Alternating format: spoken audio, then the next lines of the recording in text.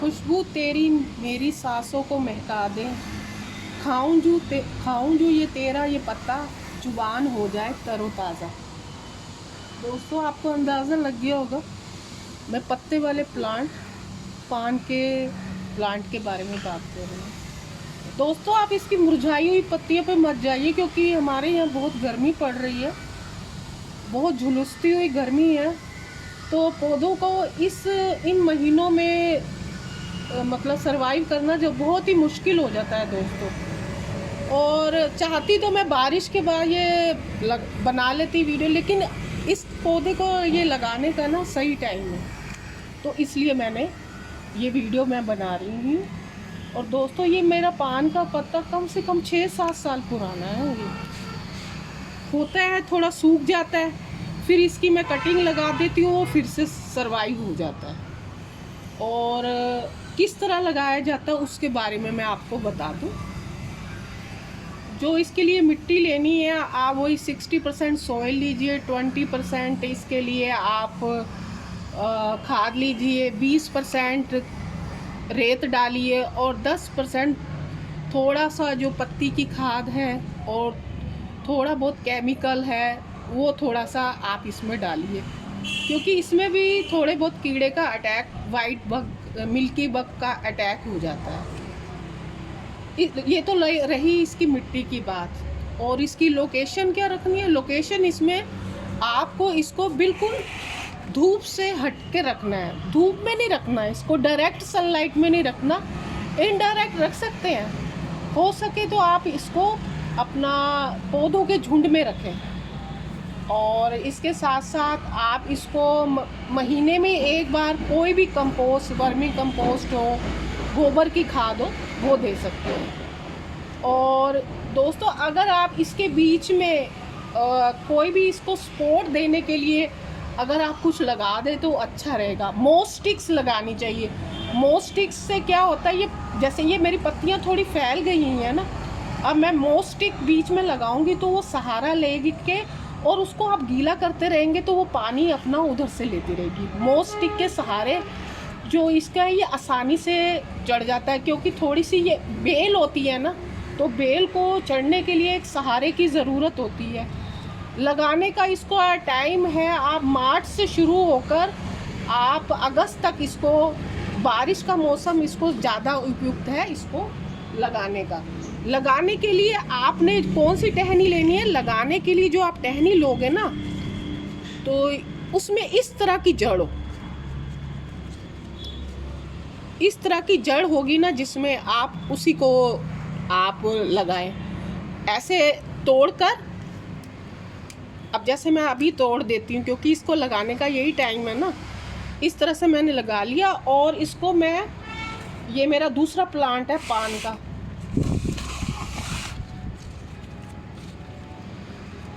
इस तरह से मैं इसको कर और इसके बीच में ये मैं गाड़ दूंगी। और इसकी आपको क्या करना है दोस्तों, मिट्टी हमेशा मॉइस्ट रखनी है। ये देखिए मेरे गमले की मिट्टी बिल्कुल गीली है। रोज़ पानी देना, ये नहीं है कि एक दिन छोड़ दिया एक दिन नहीं दिया।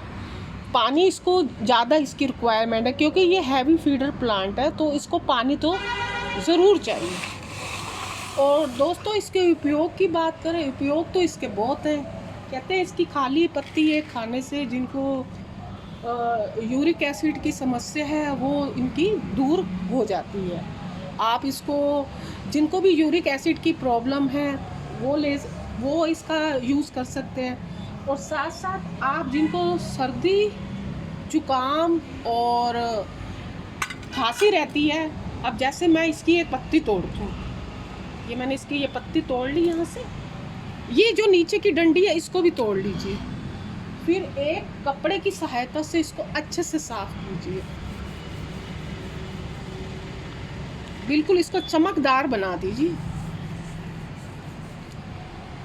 अब ये हो गया। फिर इसके अंदर मैंने मिश्री,